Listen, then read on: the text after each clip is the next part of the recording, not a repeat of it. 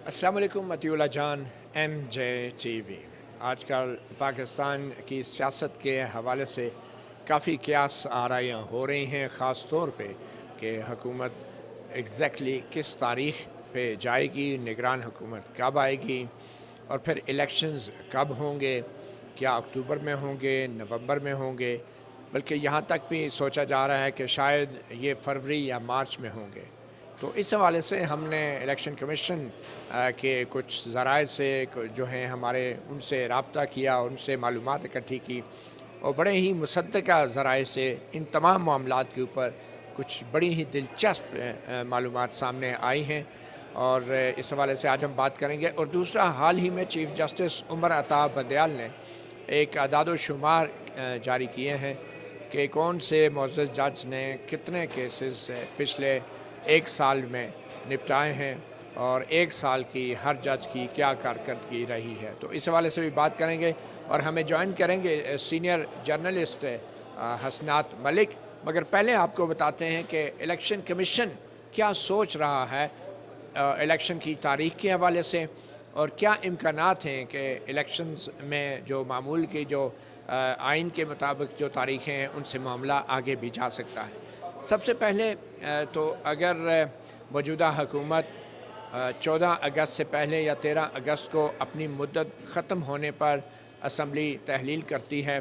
तो फिर ऑब्वियसली 60 दिन के अंदर यानी 14 अगर अगस्त को जाती है तो 14 सितंबर और 14 अक्टूबर से पहले पहले इलेक्शन होने हैं। और अगर हुकूमत जो है वज़ीर आज़म शहबाज शरीफ की वो 14 अगस्त की बजाय कुछ दिन पहले, जो कि आइनी मुद्दत है उससे कुछ दिन पहले 8 अगस्त को या 7 अगस्त या 6 अगस्त को जाती है तो फिर 90 दिन का आइन के मुताबिक टाइम पीरियड है। और 90 दिन से मुराद फिर ये होगी कि 14 नवंबर तक इलेक्शंस हो सकते हैं। मगर एक ख़्याल ये भी है कि शायद ये इलेक्शंस अगले साल मार्च में चले जाएंगे। ऐसा कैसे मुमकिन है? इसकी सिर्फ़ एक सूरत है जो कानूनी तौर पे है और वो ये है कि जो जो इलेक्शन कमीशन ऑफ पाकिस्तान है वो जो पॉपुलेशन सेंसस है, जो मरदमशुमारी के जो आखिरी नताइज हैं 2017 के, उनके मुताबिक अगर जो कि नोटिफाइड नताइज हैं 2017 के, जो नोटिफिकेशन जारी हो चुके हैं काउंसिल ऑफ कॉमन इंटरेस्ट की मंजूरी से, अगर उनके मुताबिक इलेक्शन कराने हैं तो वो तो फिर अक्टूबर में भी हो सकते हैं और नवंबर में भी, जैसा कि मैंने पहले कहा। मगर अगर जो हाल ही में डिजिटल पॉपुलेशन सेंसस मुकम्मल हुआ है और हुकूमत उसको बाकायदा नोटिफाई कर देती है तो फिर इलेक्शन कमीशन के लिए बहुत मुश्किल हो जाएगी, बल्कि नामुमकिन हो जाएगा कि इलेक्शन जो हैं वो अक्टूबर में या नवंबर में कराएं। फिर होना ये है कि अगर काउंसिल ऑफ कॉमन इंटरेस्ट, जो मुश्तरका मफादात काउंसिल है जिसमें चारों सूबों के वज़राए आला और दूसरे अरकान होते हैं, वज़ीर आज़म की सरबराही में ये काउंसिल ऑफ कॉमन इंटरेस्ट का इजलास होता है, तो अगर वो काउंसिल ऑफ कॉमन इंटरेस्ट जो हाल ही में डिजिटल सेंसस हुआ है मरदमशुमारी, उसको नोटिफाई कर देती है, उसके नताइज को बाकायदा नोटिफिकेशन जारी कर देती है, तो फिर आइन के मुताबिक ये लाजिम है इलेक्शन कमीशन पे कि जो ताज़ा तरीन नोटिफाइड रिज़ल्ट होते हैं आइन के मुताबिक, उनके मुताबिक फिर नई हदबंदियाँ होंगी, नई हल्का बंदियाँ होंगी और उसके बाद फिर इलेक्शन होंगे। और तो ये हदबंदियाँ और हल्का बंदियों में फिर क्या होगा, मतलब कि कितना अरसा लगेगा, तो इलेक्शन कमीशन के ज़राए ने हमें ये इस बात की तस्दीक की है कि कम से कम 4 महीने का वक्त जो है वो दरकार होता है नई हल्का बंदियों के लिए। तो अब वो नया जो काउंसिल ऑफ कॉमन इंटरेस्ट का इजलास है वो कब तक बुलाया जा सकता है और उस इजलास में जो डिजिटल मरदमशुमारी हाल ही में हुई है उसकी नोटिफिकेशन अगर मंजूरी दे दी जाती है तो फिर ये मामला अगले साल फरवरी तक जा सकता है। अच्छा, अब जो काउंसिल ऑफ कॉमन इंटरेस्ट है क्या उसको शहबाज शरीफ की हुकूमत अपने जाने से पहले बुला लेगी? ये भी एक बड़ा अहम सवाल है। तो 14 अगस्त से पहले काउंसिल ऑफ कॉमन इंटरेस्ट का इजलास बुलाया जा सकता है, मगर लगता ये है कि ये 14 अगस्त तक का इंतज़ार नहीं किया जाएगा। अगर मौजूदा हुकूमत ये चाहती है कि इलेक्शन अगले साल फरवरी में चले जाएँ तो फिर ये 31 जुलाई, ये जो 31 जुलाई आ रही है, इससे पहले पहले मुश्तरका मफादात का काउंसिल का इजलास किसी वक्त भी बुलाया जा सकता है। اور مشترکہ مفادات کونسل میں اگر حال ہی میں ہونے والے پاپولیشن سینسس کی منظوری دے دی گئی اور نوٹیفیکیشن جاری ہو گیا تو پھر الیکشن کمیشن آف پاکستان جو ہے اس کو فوری طور پہ نئی حلقہ بندیوں کے لیے جو ہے ڈیلیمیٹیشن کے لیے کام شروع کرنا پڑے گا، اور 4 مہینے درکار ہوں گے، یعنی کہ 14 اگست کو اگر حکومت جاتی ہے یا 31 جولائی کو اگر یہ کونسل آف کامن انٹرسٹ جو ہے ڈیجیٹل سینسس کا رزلٹ منظوری دے دیتی ہے، اسے نوٹیفائی کرنے کا حکومت کو کہہ دیتی ہے، تو پھر اگست کے بعد 4 مہینے یعنی ستمبر، اکتوبر، نومبر، دسمبر، یعنی دسمبر تک 4 مہینے کے اندر اندر پھر الیکشن کمیشن کو پہلے ڈیلیمیٹیشن کرنی ہوگی نئے سرے سے پورے پاکستان کی، اور اس کے بعد 2 مہینے الیکشن کے شیڈول کے لیے چاہیے ہوں گے۔ یہ میں آپ کو بتا رہا ہوں الیکشن کمیشن کے جو ذرائع ہیں ہمارے ایم جے ٹی وی کے، ان کی طرف سے یہ کہا گیا ہے کہ اگر کونسل آف کامن انٹرسٹ کا اجلاس 31 جولائی سے پہلے آ جاتا ہے تو پھر اور اس کی منظوری ہو جاتی ہے تازہ ترین پاپولیشن سینسس کی، تو پھر یہ معاملہ آگے جائے گا۔ پھر تاریخ الیکشنز کی کیا ہوگی؟ تاریخ بھی الیکشن کی پھر یہی ہے کہ آئین کے مطابق جب یہ اگر کونسل آف کامن انٹرسٹ کی منظوری ہو جاتی ہے، نوٹیفیکیشن ہو جاتی ہے نئی مردم شماری کی، تو پھر دسمبر کے بعد جنوری میں الیکشن شیڈول الیکشن کمیشن جو ہے وہ از خود جاری کرے گا۔ یہ بات بھی واضح کی گئی ہے ذرائع کی طرف سے، الیکشن کمیشن کے ذرائع کی طرف سے، کہ جو کونسل آف کامن انٹرسٹ کا اجلاس ہے اگر شہباز شریف کی حکومت نہیں بلاتی تو پھر نگران حکومت کا آئینی طور پہ یہ اختیار نہیں ہے کہ وہ کونسل آف کامن انٹرسٹ کا اجلاس بلا کے اس میں کوئی نئے فیصلے کرے۔ ذرائع کا یہ کہنا ہے کہ الیکشن کمیشن جو ہی نگران حکومت وجود میں آئے گی تو نگران حکومت محض ایک رسمی حکومت ہوتی ہے، اس کے پاس رسمی اختیارات ہوتے ہیں، تمام اختیارات جو ہیں وہ الیکشن کمیشن کو منتقل ہو جاتے ہیں، تو یوں نگران حکومت کا کوئی اختیار نہیں ہے کہ وہ کونسل آف کامن انٹرسٹ کا اجلاس بلا کے اگلے 3 مہینوں کے اندر یعنی ستمبر، اکتوبر اور نومبر کے بیچ وہ یہ فیصلہ کرے کہ اب نئی حد بندیاں ہوں گی اور نیا پاپولیشن سینسس نوٹیفائی کرے۔ تو جو کچھ کرنا ہے موجودہ وزیر اعظم شہباز شریف کی حکومت نے کرنا ہے، اور بظاہر جو ہے وہ 31 جولائی سے پہلے اس کا فیصلہ ہونا ہے۔ تو یہ بڑی اہم ایک کلیئر پوزیشن ہے جو اب الیکشن کمیشن کے ذرائع لے رہے ہیں، اور وہ کہہ رہے ہیں کہ جو کونسل آف کامن انٹرسٹ کا اجلاس بلانا ہے وہ موجودہ حکومت بلا سکتی ہے، نگران حکومت نہیں بلا سکتی۔ پھر اس کے بعد جو ایک اور اہم نکتہ ہے 62(1)(f) کے تحت جو قانون بنا ہے، پارلیمنٹ نے منظور کیا ہے کہ جس میں تاحیات نااہلی کی جگہ نااہلی کی سزا 5 سال کر دی گئی ہے، تو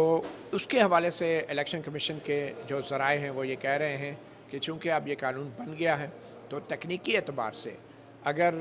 سابق وزیر اعظم نواز شریف کی سزائیں وہ پاناما کیسز میں ختم ہو جاتی ہیں تو جو اقامہ کے اندر ان کی تاحیات نااہلی ہے وہ تاحیات نااہلی جو ہے پھر وہ غیر مؤثر ہو جائے گی، اور پارلیمنٹ کے نئے قانون کے مطابق اقامہ والے معاملے میں سابق وزیر اعظم نواز شریف کی جو نااہلی ہے وہ صرف 5 سال تصور ہوگی، اور یقینی طور پہ ان کی اقامہ والی نااہلی کو 5 سال سے زائد عرصہ گزر چکا ہے۔ تو اگر پاناما والے کیسز میں نواز شریف جو ہیں وہ بری ہو جاتے ہیں تو پھر سابق وزیر اعظم یقینی طور پہ الیکشن لڑ سکتے ہیں، تو ان کی جو تاحیات نااہلی ہے اب غیر مؤثر ہو چکی ہے، اور یہ الیکشن کمیشن کے ذرائع کی طرف سے یہ پوزیشن لی جا رہی ہے۔ پھر تحریک انصاف کے حوالے سے کچھ کوئریز تھی، تو ذرائع نے یہ کہا الیکشن کمیشن کے ذرائع نے کہ ابھی تک جو سابق وزیر اعظم عمران خان ہیں وہ نااہل نہیں ہیں، اور تحریک انصاف جو ہے وہ ابھی بھی ریس میں ہے، وہ مقابلے میں ہے، اور جو تحریک انصاف کے چیئرمین ہیں ذرائع کے مطابق انہوں نے اپنے انتخابی نشان بلے کے لیے باقاعدہ اپلائی کر دیا ہے، اور پی ٹی آئی کو یہ سمبل دوسری سیاسی جماعتوں کی طرح جو ہے وہ جاری ضرور کیا جائے گا۔ پھر الیکٹرانک ووٹنگ مشین کے حوالے سے ذرائع کا الیکشن کمیشن کے ذرائع کا یہ کہنا تھا کہ وہ تو آؤٹ آف کویسچن ہو چکا ہے کیونکہ وہ قانون ہی ختم ہو گیا ہے، اور جب آر ٹی ایس کے حوالے سے معلومات لینے کی کوشش کی گئی تو کہا گیا کہ آر ٹی ایس کا نظام جو ہے وہ اس دفعہ بالکل الیکشن کے لیے ہم اس کو استعمال نہیں کریں گے، اور جو کہ یہ ہم اس کے علاوہ ہم اس بات کو یقینی بنائیں گے کہ جو پریزائڈنگ افسر ہیں وہ الیکٹرانکلی بھی اپنے جو پولنگ اسٹیشن کے نتائج ہیں وہ ریٹرننگ افسر کو بھیجیں گے، اس کا ریکارڈ بھی رکھیں گے، اور وہ الیکٹرانیکلی جس وقت پر جس ٹائم پہ وہ تصویر بھیجیں گے وہ وقت اور ٹائم جو ہے فورنسیکلی ان کے موبائل میں بطور ثبوت جو ہے وہ محفوظ ہو جائے گا۔ اور پھر انہوں نے یہ بھی کہا کہ جو جہاں تک سیکیورٹی کا تعلق ہے، کیونکہ یہ بھی ایک جاننے کی کوشش کی گئی کہ آیا الیکشنز کے لیے اب فوج کی سیکیورٹی دستیاب ہے یا نہیں، دوسرے اداروں کی سیکیورٹی دستیاب ہے یا نہیں، تو الیکشن کمیشن کے ذرائع نے یہ کہا ہے کہ اب کی بار چاہے فوج کی طرف سے سیکیورٹی ملے یا نہ ملے، الیکشن جو ہیں وہ اکتوبر یا نومبر میں ہم نے کرا دینے ہیں، بٹ آبویسلی اس صورت میں کہ اگر مردم شماری کے حوالے سے نئے جو نتائج ہیں ان کو نوٹیفائی نہ کیا گیا ہو۔ کیئر ٹیکر نگران حکومت کی ایکسٹینشن کے حوالے سے الیکشن کمیشن آف پاکستان نے کے ذرائع نے یہ بھی واضح کیا ہے کہ جب نگران حکومت آتی ہیں تو بنیادی طور پہ election commission of Pakistan take over کر لیتا ہے۔ تو بظاہر یہ لگ رہا تھا ذرائع سے کی باتوں سے کہ ان کو کوئی فرق نہیں پڑتا کہ کیئر ٹیکر حکومت جو ہے وہ 3 مہینے کے لیے ہے، کتنے مہینے کے لیے ہے، کیونکہ آئینی طور پہ الیکشن کمیشن آف پاکستان کی یہ ذمہ داری ہے کہ ملک میں صاف اور شفاف انتخابات کرائے آئین کے مطابق۔ تو اگر یہ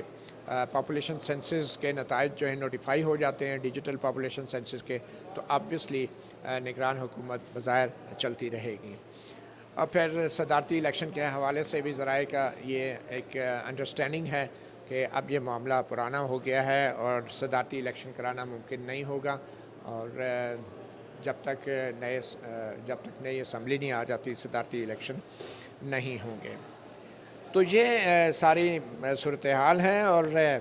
یہ بھی ذرائع بتا رہے تھے کہ الیکشن کمیشن آف پاکستان نے جو ناقابل ضمانت اریسٹ وارنٹ جاری کیے ہیں عمران خان کے اور فواد چودھری کے، تو اس بار وہ کافی پر امید تھے کہ ان پہ بھرپور طریقے سے عمل درآمد ہو جائے گا۔ تو یہ ساری صورتحال تھی الیکشن کمیشن کے حوالے سے۔ ہم بات کریں گے سینئر جرنلسٹ حسنات ملک سے۔ انہوں نے جو چیف جسٹس آف پاکستان نے جو اعداد و شمار جاری کیے ہیں ججوں کی کارکردگی کے حوالے سے، ان کے اوپر ان سے سوال کریں گے، کیونکہ چیف جسٹس آف پاکستان کے اعداد و شمار کے مطابق انہوں نے سب سے زیادہ کیسز جو ہیں نپٹائے ہیں، اور ہمیں یہ نہیں بھولنا چاہیے کہ چیف جسٹس خود ہی اپنی مرضی کے بینچز بناتے ہیں اور اپنی مرضی سے ان کے سامنے کیسز لگواتے ہیں۔ تو اپنے سامنے انہوں نے کس قسم کے کیسز لگائے، تو ہم حسنات ملک سے اس سے بات کرتے ہیں۔ حسنات ملک صاحب، یہ جو اعداد و شمار ہیں، کیا یہ واقعی ججوں کی انفرادی کارکردگی کی عکاسی کرتے ہیں؟ دیکھیں مطیع اللہ جان صاحب، جیسے آپ نے کہا کہ کیا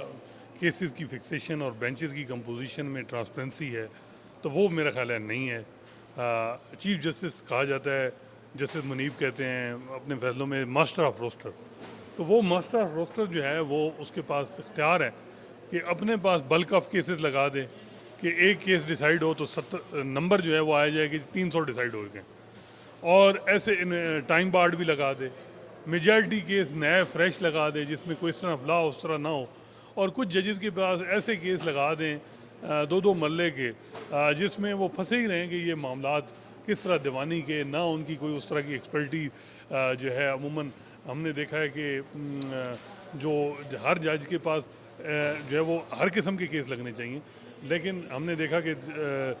جس طرح کچھ ججز کے پاس جو ہیں وہ صرف ان پہ انفرادی جو چھوٹے کیسز تھے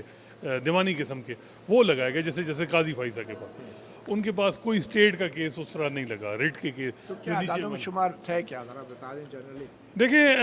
عمر عطا بندیال صاحب نے 243 ڈیز پریزائڈ کیا بینچ، اور اس میں وہ کہتے ہیں کہ ان کا جو ٹوٹل ڈسپوزل ہے وہ 8796 ہے۔ مطلب اس میں ان کے اپنے لکھے ہوئے فیصلے کتنے ہیں؟ صرف آرڈر سے ڈسپوزل کرتے رہے ہیں، یہ فیصلے ججمنٹس کتنی لکھی ہیں، اس کا کوئی پتہ نہیں؟ یہ کوئی پتہ نہیں ہے کہ اس میں رپورٹڈ کتنے ہیں جو وہیں ڈیسائیڈ ہو گئے ہیں 2 پیج، اور کتنے جو ہیں وہ بعد میں ہو گیا۔ یہ ٹائم بار کتنے ہیں؟ یہ نہیں پتہ، اس میں نہیں ہے بالکل۔ اس کے علاوہ جیسے قاضی فائزہ کا اصل جو مجھے لگتا ہے کہ اس